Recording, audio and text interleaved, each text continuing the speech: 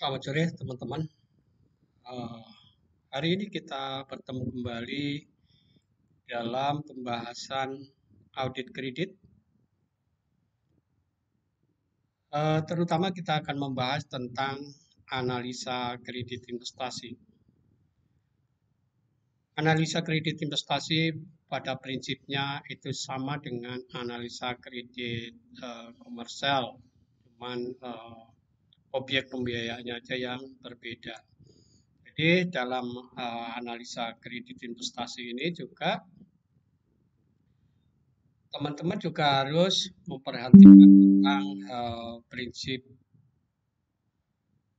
perkreditan yang kita bahas kemarin ada 5C, ada 7P. Ya. Kemudian ada aspek perkreditan. Aspek perkreditan itu seperti aspek yuridis, kemudian ada aspek keuangan, aspek pemasaran, aspek produksi, aspek jaminan ya. Kalau yang tadi prinsip ada 5C, ada 7P ya. 5C itu seperti karakter, kemudian capacity, capital, collateral, dan conditions. Dan kalau yang 7P, 7P ini ada terdiri dari personality, kemudian party, kemudian purpose, prospect, payment, profitability, kemudian protection. Jadi prinsip dalam pemberian kredit dan aspek dalam pemberian kredit itu sangat dibutuhkan pada saat teman-teman melakukan analisa kredit, ya, baik itu untuk kredit konsumer, kredit investasi, kredit komersial, corporate, ya, mungkin retail, dan lain sebagainya. Itu aspek-aspek itu sangat dibutuhkan untuk menilainya. Jadi untuk menilai layak tidaknya nasabah itu untuk diberikan bantuan pembiayaan, para AO atau pihak-pihak yang terkait dalam proses pemberian kredit selalu memperhatikan aspek dan prinsip perkreditan yang sehat agar terjadinya kredit bermasalah itu sudah bisa diantisipasi atau diminimais sejak dini. Selanjutnya kita akan fokus saja hari ini masuk ke analisa kredit investasi. Kredit investasi itu adalah kredit jangka menengah atau jangka panjang dengan tujuan untuk pembelian barang-barang modal dan jasa yang diperlukan untuk rehabilitasi, modernisasi, ekspansi usaha, relokasi proyek, pendirian usaha baru, untuk pembangunan tempat usaha, pembelian mesin, pembelian kapal, pembelian alat berat, dump truck, dan masih banyak lagi lainnya ya.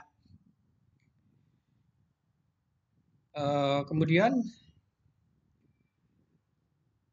contoh satu objek pembiayaan itu seperti ini ya, untuk membangun pabrik, kemudian beli mesin-mesin pabriknya, kemudian juga bisa perkebunan ya, perkebunan ini bisa kakom, kemudian bisa karet, bisa juga kelapa sawit, kemudian bisa juga perkebunan lada, cengkeh, dan lain sebagainya.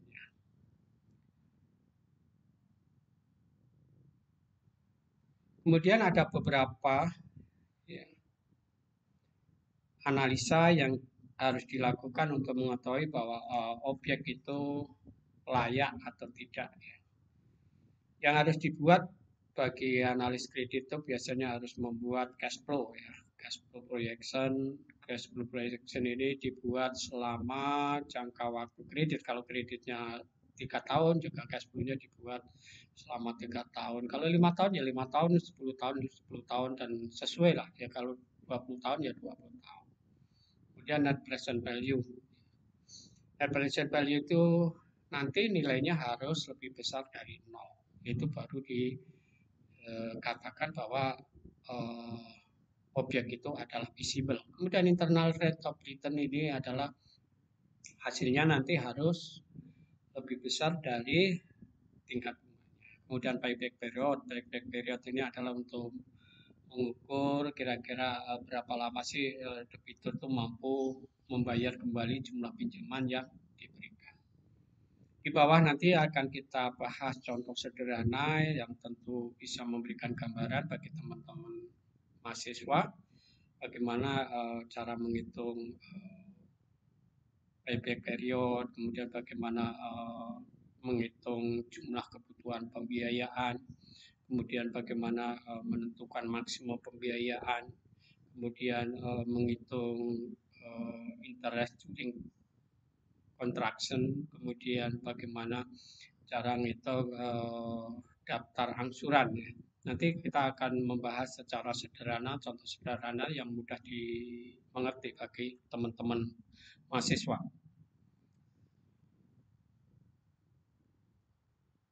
Langsung kita masuk ke net present value. Ya. Net present value adalah merupakan selisih antara benefit atau penerimaan dengan cost atau pengeluaran yang telah di present value. Dikatakan bahwa proyek itu visible apabila nilai dari net present value-nya lebih besar dari 0. Ya. Contoh berikutnya adalah cara perhitungannya. Ini tabel ini bisa digunakan nanti untuk perhitungan net present value. Net present value berarti hanya cukup dari sini. Tapi kalau untuk discount factor kedua ini nanti untuk digunakan sekaligus untuk menghitung dari internal rate of return-nya ya. Jadi kalau di net present value cukup dari sini. Ini contohnya cash flow ya, net cash flow ini nanti diambil dari cash flow projection ya. Dari tahun 0 berarti ini sebesar nilai investasinya dikali 1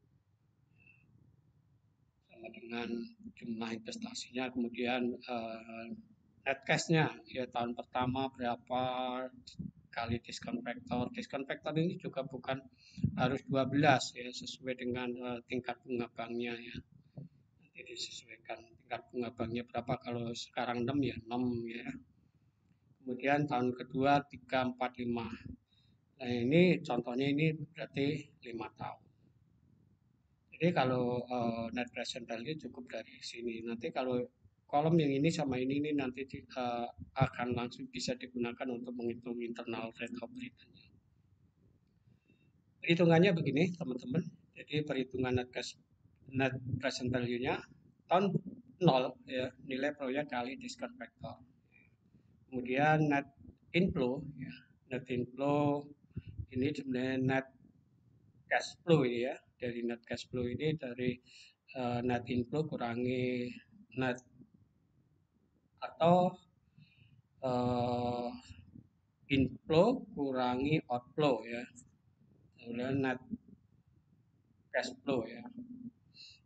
Dari tahun 1 sampai 5 ini karena jangka waktu kreditnya contoh tadi 5 tahun. Kali discount factor ya. Berapa totalnya? Ini adalah ini kurang ini ya, sama dengan ini ya. Jadi nilai awal tadi, nilai investasi dikurangi ini. Itu total dari sini. Total dari sini.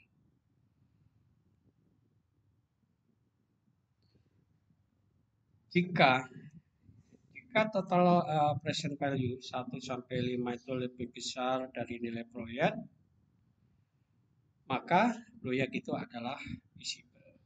Jadi harus lebih besar dari ini. Tapi kalau lebih kecil berarti nggak visible. Sederhana seperti itu cara perhitungannya ya. Oke, selanjutnya internal rate of return. Internal rate of return ini merupakan persentase tingkat bunga yang menggambarkan bahwa antara benefit atau penerimaan yang telah di present value-kan dan cost atau pengeluaran yang telah di present value-kan sama dengan 0. Perhitungan ini dilakukan untuk mengetahui apakah tingkat keuntungan dari proyek tersebut lebih besar dari tingkat bunga kredit atau lebih kecil. Bila IRR-nya lebih kecil dari tingkat bunga kredit, maka proyek tersebut tidak layak untuk dibiayai. Rumusnya ini, ya, ini bisa dihitung dari ini tadi tabel ini, ya, antara ini sama ini, ya. Ini tinggal masukin aja dengan memasukkan rumus ini. Oke, kemudian kita langsung ke payback period. Payback period ini juga rumusnya sederhana. Ini mungkin teman-teman juga udah diajarin pada mata kuliah sebelumnya. Mungkin di manajemen keuangan ini sudah diajarkan. Payback period merupakan analisa yang digunakan untuk mengetahui berapa lama kredit atau semua biaya yang dikeluarkan dalam rangka investasi suatu proyek itu dapat dibayar kembali. Payback period ini dapat digunakan sebagai dasar untuk penetapan jangka waktu kredit. Penetapan jangka waktu kredit berdasarkan payback period ini memiliki beberapa kelemahan, ya, karena tidak memperhitungkan time value of money-nya, ya. Rumusnya sederhana. Untuk rumus payback itu nilai investasi NI dibagi profit tiap tahunnya. Nanti contoh untuk payback period ada di bawah, ya. Nanti ada perhitungannya yang sederhana. Kita lanjut ke cash flow. Cash flow ini sangat dibutuhkan, ya, khusus untuk kredit investasi, karena kredit investasi ini adalah kredit jangka panjang, maka cash flow juga harus dibuat selama jangka waktu kredit. Jadi untuk mengetahui apakah nasabah ini selama jangka waktu kredit ini mampu untuk membayar semua kewajibannya, baik itu bunga maupun pokoknya, sesuai dengan schedule yang telah disepakati dan tertuang dalam perjanjian kredit, ya.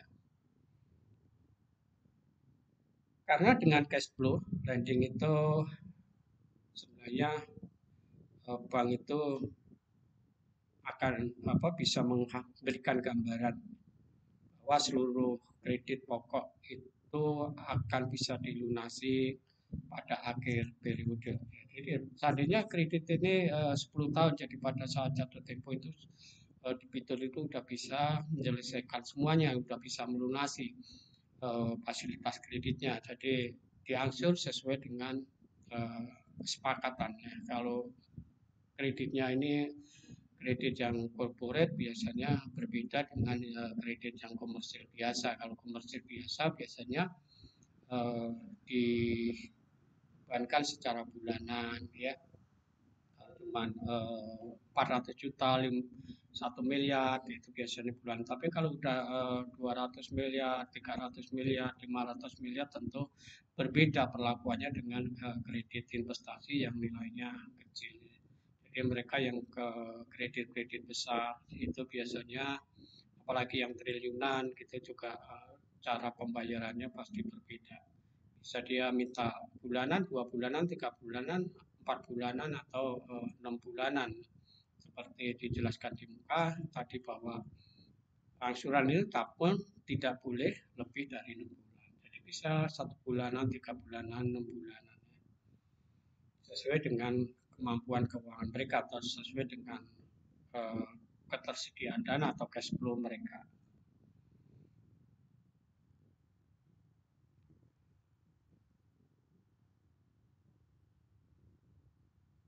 Kemudian untuk analisa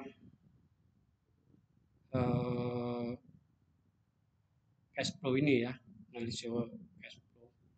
Dalam analisa kelayakan untuk kredit jangka panjang atas dasar cash flow, perlu dipertimbangkan apakah proyeksi cash flow telah dibuat dalam berbagai alternatif, ya, dari alternatif yang liberal sampai yang paling konservatif. Jadi hasilnya itu harus menunjukkan bahwa debitur itu mampu untuk membayar kewajibannya baik itu angsuran pokok maupun bunganya.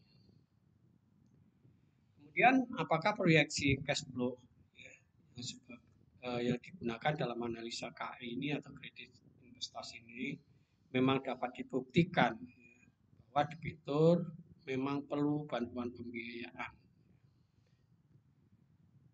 dan mampu menghasilkan cash flow yang cukup untuk melunasi kreditnya apabila kredit tersebut disetujui.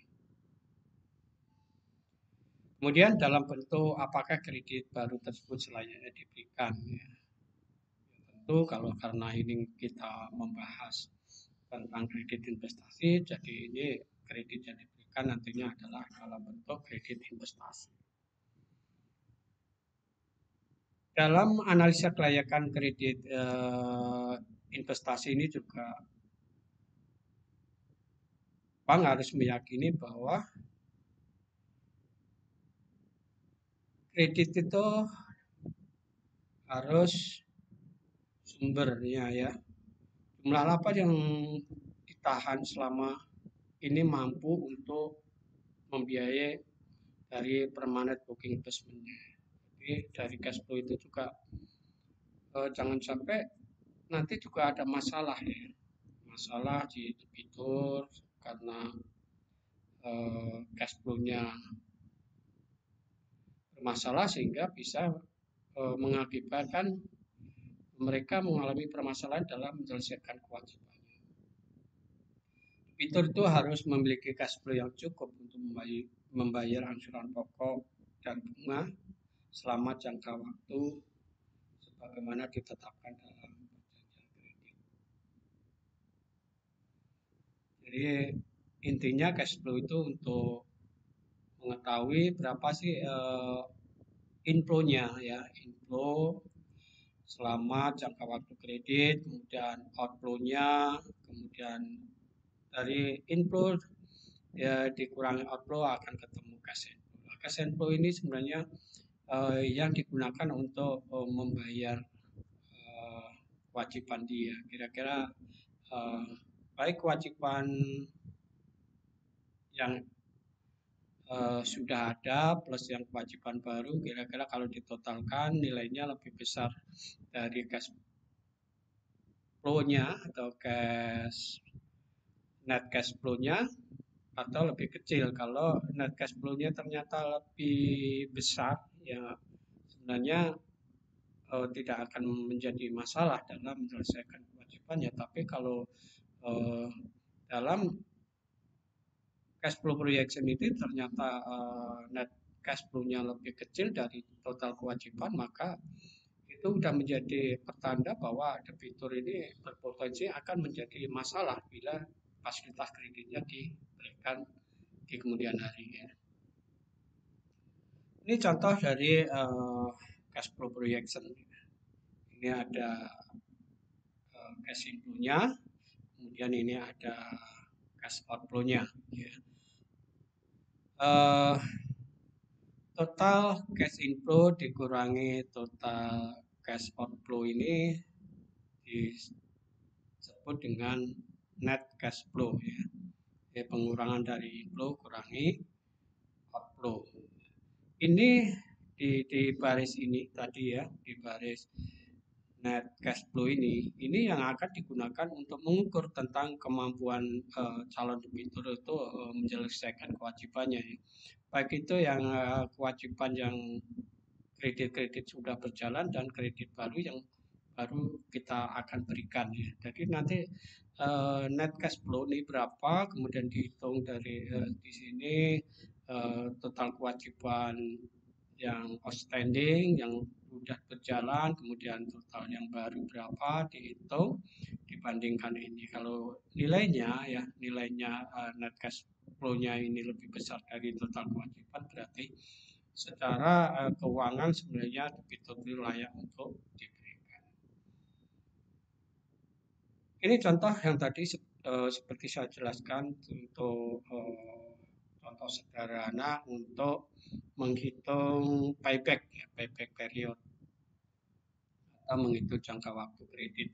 Contoh ini nasabah memperoleh fasilitas pinjaman sebesar 50 miliar ya. Contoh ini dalam bentuk dalam ribuan contoh ya. Tahun pertama itu nasabah memperoleh keuntungan 15 miliar, kemudian 25 miliar, dan kedua tahun ketiga 40 miliar. Nah, kalau dari data ini sebenarnya nasabah nggak perlu waktu lama untuk mengembalikan dana sebesar 50 miliar ya. Tahun pertama, kedua ini udah totalnya 40, jadi tahun ketiga tinggal 10 miliar. Sedangkan labanya tahun ketiga itu ada 40 miliar. Jadi 10 dibagi 40 sama dengan seperempat. Artinya 2 tahun seperempat tahun itu sama dengan 3 bulan. Jadi kalau dengan data ini menunjukkan bahwa nasabah ini akan mampu melunasi pinjamannya dalam jangka waktu 2 tahun 3 bulan. Jadi perhitungan ini oke, nasabah ini kalau kita berikan kredit bisa selesai dalam waktu 2 tahun 3 bulan.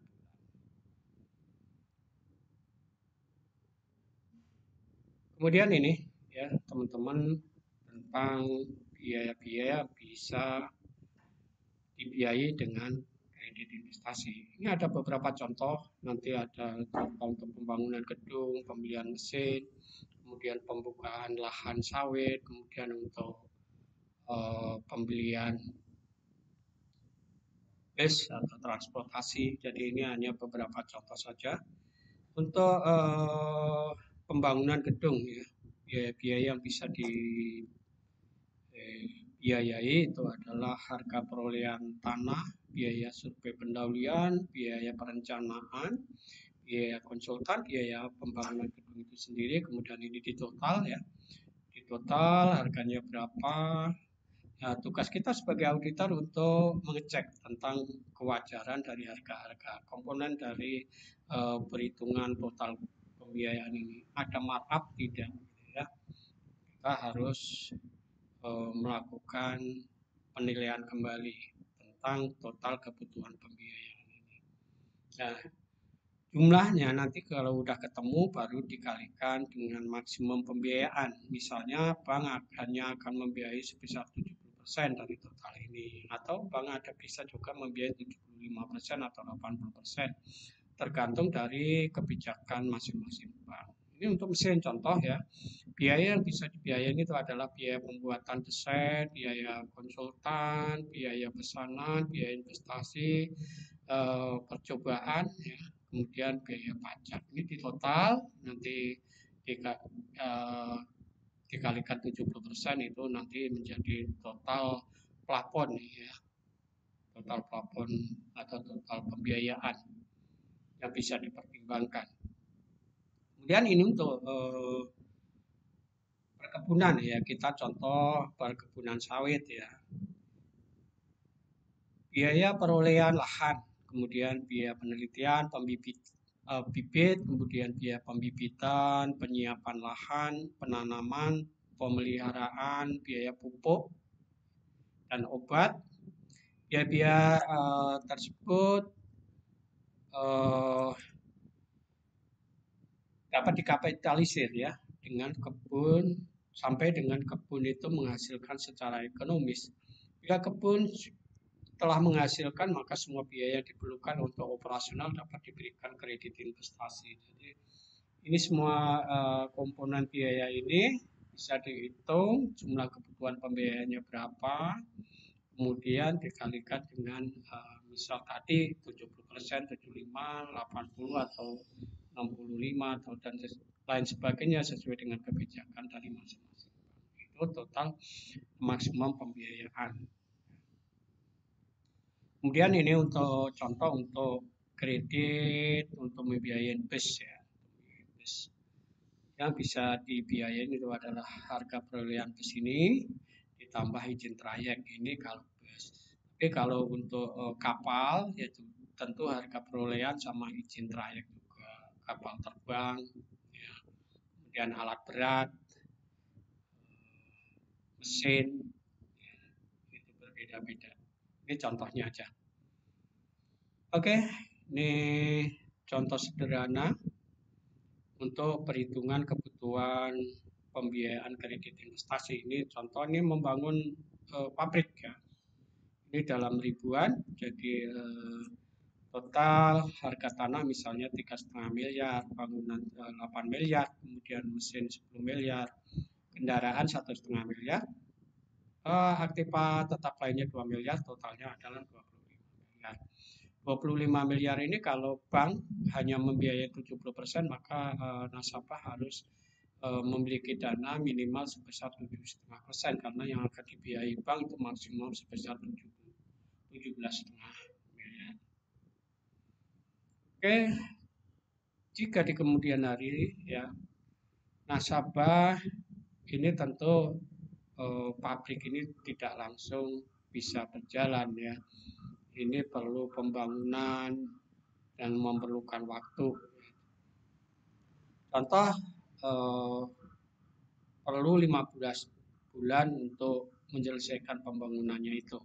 Dan nasabah karena ini usaha termasuk usaha baru yang cash flow-nya juga masih mengalami masalah, sehingga ini contoh si nasabah ini pengen bahwa selama masa konstruksi dia tidak membayar bunga seluruhnya ya, tetapi dia hanya sesuai porsinya aja, 30% dari beban bunga yang harus dibayar setiap bulannya, yang 70% ini nanti akan dikapitalisir dan menambahkan plafon, dan ini menjadi beban bank ya contohnya. Jadi tahap pertama ini pencairan pertama itu 3,5, kemudian dihitung ya dari 3,5 ini kali 20% dibagi 12 ketemu ini, ketemu bunganya ini, kemudian 70% dari beban bunga ini nantinya yang akan ditambahkan ke sini. Jadi bunga EDC ya. Tapi yang 30% ini harus dibayar oleh nasabah setiap bulannya. Jadi yang 70% ini nantinya akan ditambahkan dengan total pembiayaan. Jadi nanti enggak 17,5 miliar seperti ini, tapi nanti akan ditambah dengan bunga selama edisi yang jadi beban ini. Ini cara ngitungnya gini. Jadi tahun kedua bagi debitnya, bulan kedua bagi debitnya adalah 3,5 plus ini, terus kemudian ini plus ini, terus ini sampai sini. Nanti totalnya ini berapa, ini yang ke sini. Oke, kemudian bagaimana cara menghitung angsuran tiap bulannya? Contoh kita bisa menghitung dengan cara KPR ya. Daftar angsuran ini bisa teman-teman hitung dengan rumus PMT di dalam Excel. Jadi masukkan plafonnya, plafon itu menjadi 19,418228, itu dari 17,5 ditambah dengan bunga selama edisi ya. Kemudian di tingkat bunganya 20, jangka waktunya 10 tahun ya. Angsurannya tiap bulan itu sebesar 375 26827. Ini seperti ini nanti kalau di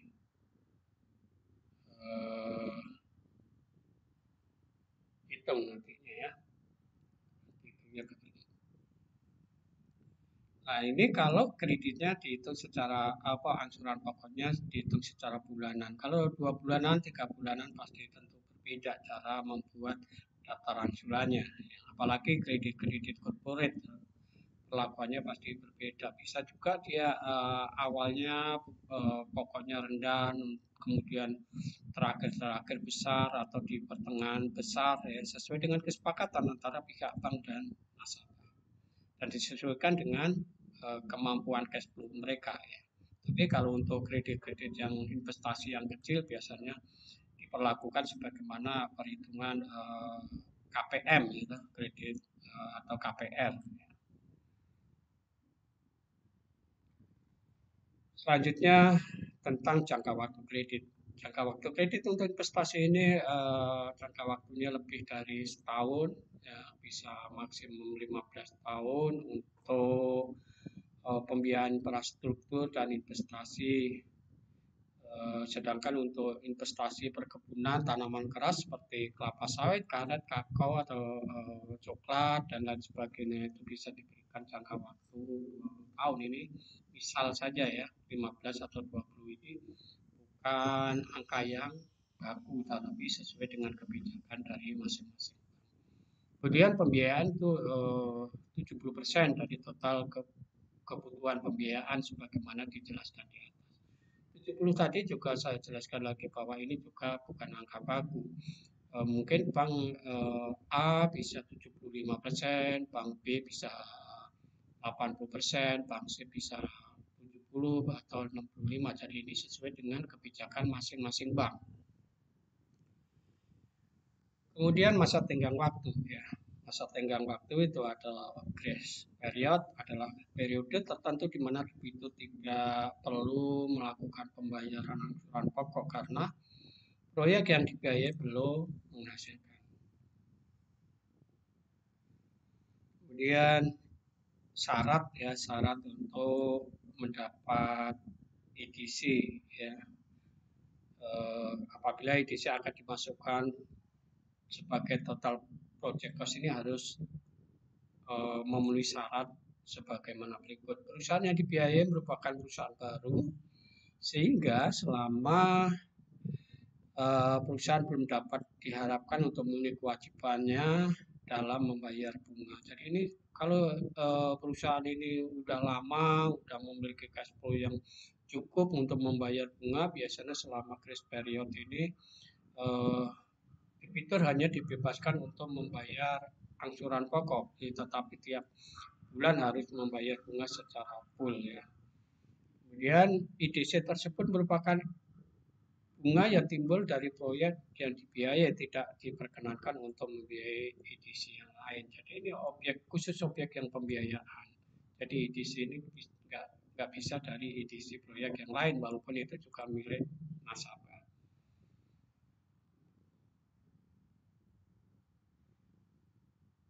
Pembayaran angsuran. Pembayaran angsuran seperti saya jelaskan tadi, pembayaran angsuran ini terdiri dari pokok dan bunga pinjaman. Pembayaran angsuran dapat dilakukan bulanan, 3 bulanan dan tidak boleh lebih dari 6 bulanan dan ini juga tercantum dalam perjanjian kredit.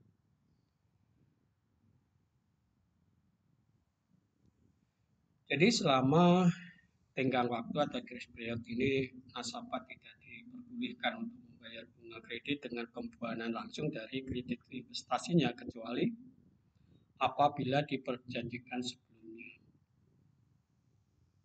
Kemudian jaminan. Jaminan kredit adalah proyek yang dibiayai. Kalau itu gedung ya gedungnya, kalau itu kapal ya kapalnya, kalau bus ya busnya, mesinnya, kebun kelapa sawit ya kebunnya, ya, serta peralatan di atasnya, pabrik-pabriknya dan lain sebagainya. Jika nilai dari jaminan ini belum mengcover karena masih dalam proses penyelesaian, maka biasanya bank juga akan meminta jaminan tambahan. Itu jaminan tambahan itu bisa berupa PKZ atau non PKZ, termasuk juga bisa corporate guarantee atau personal guarantee. Untuk corporate guarantee dan personal guarantee ini juga wajib nantinya dilakukan analisa yuridis oleh pihak legal. Kemudian pencairan kredit. Pencairan kredit itu yang akan dilakukan oleh bagian admin. Pencairan kredit dapat dilakukan sekaligus atau secara bertahap sesuai dengan perkembangan proyek apabila ini untuk mengejarkan proyek. Tapi kalau untuk pembelian alat berat, mesin, ya, untuk pembelian truk dan lain sebagainya yang harus cash, ya mereka akan dilakukan secara sekaligus. Jadi sesuai dengan sifat pembiayaannya. Apabila pencairan itu secara bertahap atau sesuai progres, maka harus dibuat jadwal yang jelas, ya.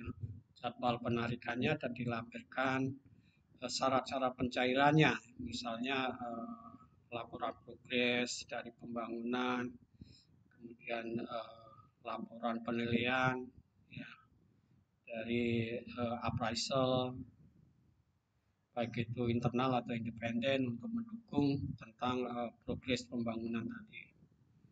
Kemudian syarat dan ketentuan pencairan lainnya sebagaimana diatur dalam perjanjian kredit. Kemudian khusus untuk usaha-usaha yang memerlukan atau dipersyaratkan AMDAL oleh pemerintah, maka nasabah juga harus melengkapi AMDAL. Seperti untuk perkebunan, kemudian gedung bertingkat yang berlantai minimal sekian ribu meter persegi, kemudian rumah sakit, ya, dan lain sebagainya, sebagaimana ditetapkan oleh pemerintah. Kemudian untuk fasilitas yang misalnya di atas 100 miliar, ya, itu harus dilengkapi dengan studi kelayakan yang dibuat oleh konsultan independen, ya. Misalnya itu 100 miliar, ada juga mungkin bank tertentu 200 miliar, 300 miliar, 500 miliar, jadi nilai 100 miliar ini juga bukan suatu hal yang baku, ini tergantung dari kebijakan dari masing-masing bank. Oke, teman-teman, ini adalah pembahasan tentang kredit investasi.